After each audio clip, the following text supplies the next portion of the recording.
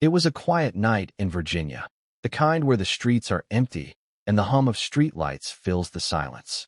Major General Danielle Harris, a decorated officer and one of the few black women to ever achieve her rank in the U.S. Army, was driving home after speaking to a group of young ROTC cadets. She was proud, tired, and still in uniform, her medals gleaming faintly in the glow of her dashboard lights. Just a few miles from her base, she saw flashing red and blue lights in her rearview mirror. At first, she thought there must be an emergency. Then, she realized they were for her. Following procedure, she slowed down, signaled, and pulled over under a well-lit street lamp. 2 police cruisers boxed her in. Their sirens died out, but the tension didn't.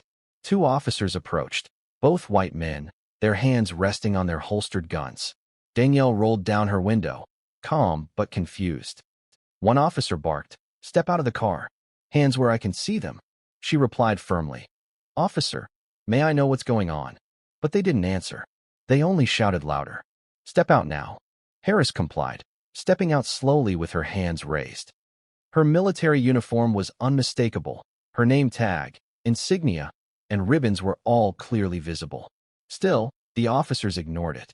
Without warning, one grabbed her arm, twisting it behind her back. The other snapped handcuffs around her wrists.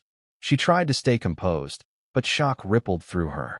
"You're making a mistake," she told them. One officer sneered, "You people always say that." The words cut deeper than the metal biting into her wrists.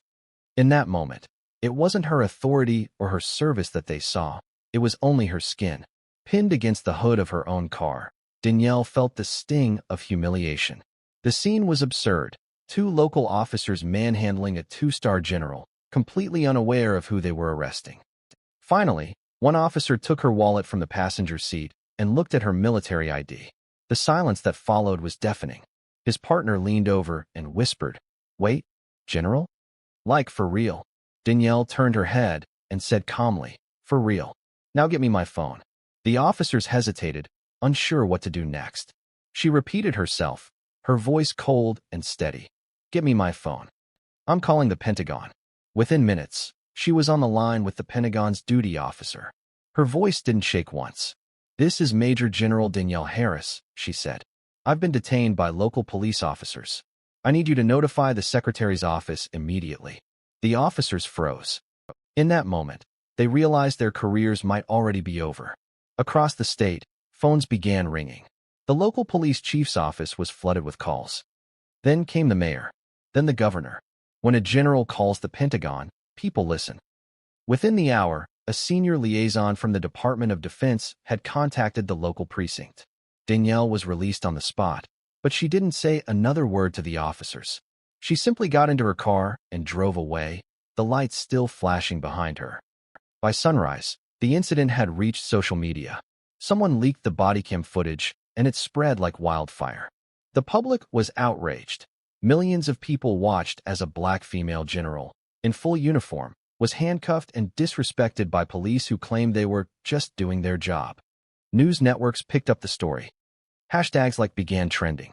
Commentators called it a disgrace, a national embarrassment, and proof that racism doesn't stop for rank. Within 48 hours, both officers were suspended pending investigation. Within a week, they were fired. An internal review revealed what the footage already showed. There was no probable cause for the stop, no valid reason to escalate the encounter, and clear racial bias in the officers' language and behavior. During a press conference, the police chief stood before cameras, visibly shaken, and said, "We take full responsibility for this failure of judgment." But the apology came too late.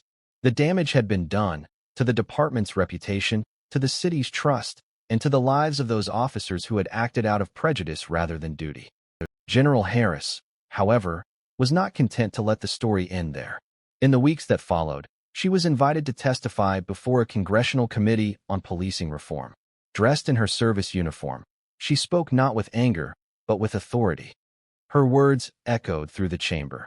When those sworn to protect see color before they see character, they dishonor their badge.